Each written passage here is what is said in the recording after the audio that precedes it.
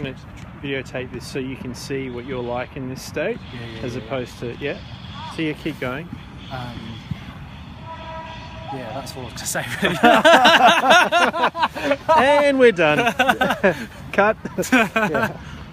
Yeah, so you're talking about ambidextrous being... What I want to do, for the guys tonight, is, most people come to a group, with the baggage of the day. Yeah. So they've been to work, or they may have been at home, so they've been really stale, their energy's really flat. Yeah. And then they come in here, it's a cold night, some of them may be coming for the first time, maybe the second time, maybe some people came last time, found it a bit tough, so they're a little bit worried and stuff like that. Yeah. So their energy is not where we want it to be with regards to them achieving, bubbling around energetically.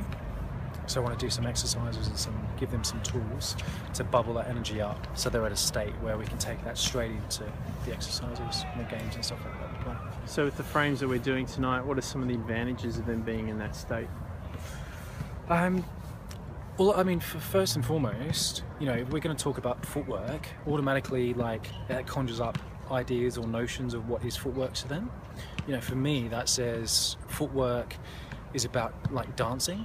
And then I'd think, as a male, okay, I'm a male, so I'm not very good at dancing. I've got 2 left feet, and you start then talking about those sorts of theories. So already you're putting that frame around it, and you're buying into that. And then obviously then your energy, your body language, all your internal work is then marrying up with regards to that frame. So we want to get people out of those preconceived notions of what footwork is, whether they have footwork or not, whether they've got 2 left feet, whether they can or can't, whether they've tried and failed beforehand, and just get them in a really good neutral state where they're really inquisitive, they want to have fun, they want to enjoy themselves, they're confident to be vulnerable and put themselves out there and just have a go, show up and be seen and have a go. And if they take all that on board and the suggestions go in and they do reach that state, how do you perceive their frames of footwork changing? Well, I feel they start to become, more fluid, and rather than mentally processing everything rigidly, with structure, consciously, continually reminding themselves of what they're doing, but just allowing to relax into it and allow that to naturally flow. Because we've all got that there, and then often our mind comes online and then it gets in the way of what it is that we wish to be doing or achieving.